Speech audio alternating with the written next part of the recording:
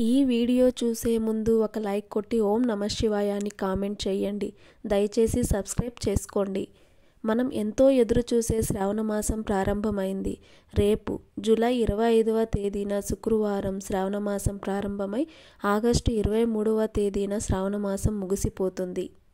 ఈ నెల రోజులు పరమ పవిత్రమైన రోజులు. ఈ సంవత్సరంలో వచ్చిన శ్రావణ మాసం చాలా విశిష్టమైనది. ఎందుకంటే ఈ సంవత్సరంలో వచ్చిన శ్రావణ మాసం మొదటి శుక్రవారంతోనే ప్రారంభమైంది. రేపే మొదటి శ్రావణ శుక్రవారం. ఈ శ్రావణ మాస విశిష్టత గురించి, అలాగే ఎంతో శక్తివంతమైన శ్రావణ శుక్రవార పూజ గురించి ఈ వీడియోలో తెలుసుకుందాం. శ్రావణ శుక్రవారానికి చాలా విశిష్టత ఉంటుంది. మన కుటుంబంలో ఉన్న ఆర్థిక సమస్యలకు, కుటుంబ కలహాలన్నీ తొలగిపోయి మీ ఇంట్లో లక్ష్మీదేవి స్థిర నివాసం ఉండాలంటే ఈ శ్రావణ మాసంలో శ్రీ మహాలక్ష్మీదేవిని పూజించాలి. ప్రతి శ్రావణ శుక్రవారం ఖచ్చితంగా లక్ష్మీదేవిని పూజించాలి. జూలై 25 మొదటి శ్రావణ శుక్రవారం నాడు, అంటే రేపు, ఆడవారు ఉదయాన్నే నిద్రలేచి ఇల్లంతా శుభ్రం చేసుకుని చక్కగా తలస్నానం చేసి ఇంటి గడపలకు పసుపు రాసి గుమ్మానికి మామిడి తోరణాలు కట్టుకుని ఇంటి ముందు ముగ్గులు వేసి ఇంట్లో దీపారాధన చేసుకోవాలి. అమ్మవారిని ప్రతిష్ఠించాలి అనుకునేవారు అమ్మవారి ఫోటోను ప్రతిష్ఠించుకోవడానికి ఒక పీఠం ఏర్పాటు చేసుకుని అమ్మవారి విగ్రహాన్ని కానీ అమ్మవారి చిత్రపటాన్ని కానీ ప్రతిష్ఠించి గులాబీ పూలతో లక్ష్మీదేవిని అలంకరించి మీ శక్తి కొలది అమ్మవారికి నగలు వేసి లక్ష్మీదేవికి కుంకుమ బొట్టు పెట్టి అమ్మవారిని అలంకరించుకోవాలి. ఇక పూజ చేసే ఆడవారు కూడా అమ్మవారిలాగా కుంకుమ బొట్టు పెట్టుకొని కాళ్లకు పసుపు రాసుకొని చేతులు నిండుగా మట్టి గాజులు వేసుకొని కొత్త వస్త్రాలను ధరించి కాస్త ప్రత్యేకంగా అలంకరించుకోండి. పూజ గదిలో ఒక చిన్న ముగ్గు వేసుకొని శ్రావణ శుక్రవార పూజను ప్రారంభించాలి. మొదటి శ్రావణ శుక్రవారం నాడు నిండుగా ఉన్న పసుపు కుంకుమల గిన్నెను, అలాగే పసుపు అక్షింతలను అమ్మవారి దగ్గర పెట్టుకోండి. కొత్త వస్తువులను ఏదైనా ఉంటే పూజలో పెట్టుకోండి. గజరాజులు ఉంటే లక్ష్మీదేవికి చాలా ఇష్టం కాబట్టి మీ ఇంట్లో ఏనుగు విగ్రహాలు ఉంటే అమ్మవారి దగ్గర పెట్టుకోండి. లక్ష్మీదేవి పాల సముద్రం నుంచి బయటకు రాగానే ఏనుగులు అమ్మవారికి అభిషేకం చేస్తాయట. కాబట్టి లక్ష్మీదేవి పూజలో ఏనుగు విగ్రహాలు పెట్టుకుంటే చాలా మంచిది. శ్రావణ శుక్రవారంలో పూజ చేసేటప్పుడు అమ్మవారి పీఠం ముందు తప్పనిసరిగా ముగ్గుతో అమ్మవారి పాదాలను వేసుకోవాలి. అమ్మవారి పాదాలను గీస్తే మీ ఇంట్లోకి లక్ష్మీదేవి నడుస్తుంది. ఏ పూజ చేసినా ముందుగా వినాయకుడిని పూజించాలి. కాబట్టి వినాయకునికి నమస్కారం చేసుకుని ఓం గం గణపతే నమః మంత్రాన్ని చదివి లక్ష్మీదేవికి పూజలు మొదలు పెట్టాలి.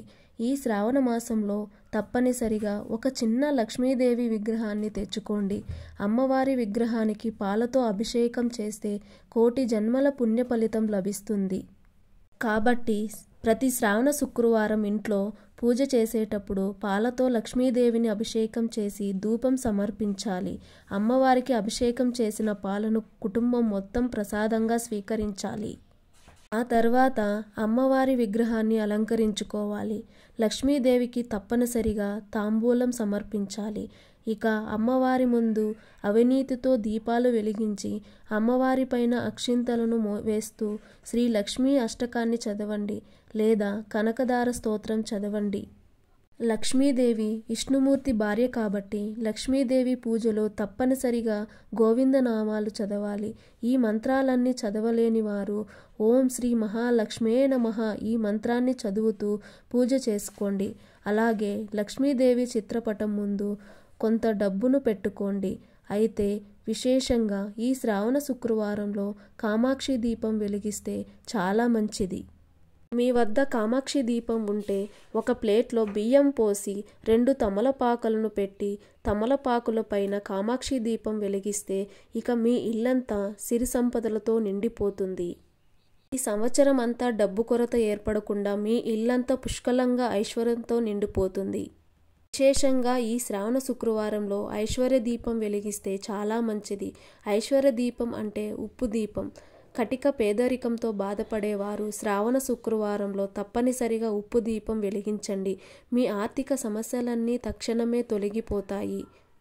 ఈ దీపాలు వెలిగించలేని వారు అమ్మవారి పటం ముందు 2 ఇత్తడి కుందుల్లో ఆవు నెయ్యిని పోసి దీపారాధన చేసుకోవచ్చు. ఇక విపరీతమైన అప్పుల బాధలతో ఇబ్బంది పడేవారు లక్ష్మీదేవి విగ్రహానికి యాలకుల మాలను వేయండి. అప్పుల బాధలన్నీ తీరిపోతాయి. 11 యాలకులను ఒక పసుపు దారానికి గూర్చి ఆ యాలకుల మాలను అమ్మవారికి వేయండి. అలాగే కాసుల మాల వేసినా చాలా మంచిది. ఇక లక్ష్మీదేవి పూజలో నైవేద్యంగా ప్రతి శ్రావణ శుక్రవారం శనగలను నివేదించండి. శనగలతో పాటుగా పాలతో చేసిన పాయసాన్ని కానీ పాలతో చేసిన స్వీట్లను కానీ నివేదించండి. ఇక అమ్మవారికి హారతి కర్పూరం సమర్పించి కొబ్బరికాయను నివేదన చేయాలి. లక్ష్మీదేవికి మీ కష్టాలను చెప్పుకుంటూ 5 ప్రదక్షిణాలు చేసి తలపైన అక్షింతలను చల్లుకోండి. పూజలో పెట్టిన డబ్బులు అలాగే యాలకుల మాలను మరుసటి రోజున తీసి మీ బీరువాలో దాచుకోండి. ఇక ఈ శ్రావణ శుక్రవారంలో తప్పనిసరిగా తులసి కోటను పూజించాలి. శ్రావణ శుక్రవారం తులసిని పూజించిన వారికి కోరిన కోరికలన్నీ తక్షణమే నెరవేరే లక్ష్మీ కటాక్షం సంపూర్ణంగా కలుగుతుంది. అయితే మనలో చాలామంది భక్తులు శ్రావణ శుక్రవారం పూజలో కలశాన్ని ఏర్పాటు చేసుకుంటారు. ప్రతి శ్రావణ శుక్రవారం కలిసి పెట్టుకునేవారు మరుసటి రోజు ఉదయం కలశాన్ని కదిలించండి. శ్రావణ శుక్రవారంలో లక్ష్మీదేవిని పూజించేటప్పుడు కలశం పెట్టకపోయినా పర్లేదు, కానీ వరలక్ష్మి వ్రతం రోజున మాత్రం ఖచ్చితంగా కలశాన్ని ఏర్పాటు చేసుకోవాలి. ఈ సంవత్సరంలో వచ్చిన శ్రావణ మాసంలో మొత్తం 5 శ్రావణ శుక్రవారాలు ఉన్నాయి. శ్రావణ మాసంలో పౌర్ణమి ముందు వచ్చే శుక్రవారం నాడు వరలక్ష్మి వ్రతాన్ని చేసుకోవాలి. అయితే ఆగస్టు 8వ తేదీన 3వ శుక్రవారం నాడు వరలక్ష్మి వ్రతాన్ని చేసుకోవాలి. ఈ రోజున వరలక్ష్మి వ్రతాన్ని చేసుకోవడం వీలు కాకపోతే తర్వాత వచ్చే శుక్రవారంలో కూడా వరలక్ష్మి వ్రతాన్ని చేసుకోవచ్చు. ఈ వరలక్ష్మి వ్రతం రోజున వరలక్ష్మీదేవిని పూజిస్తే అష్టలక్ష్ములను పూజించినంత పుణ్య ఫలితం లభిస్తుంది.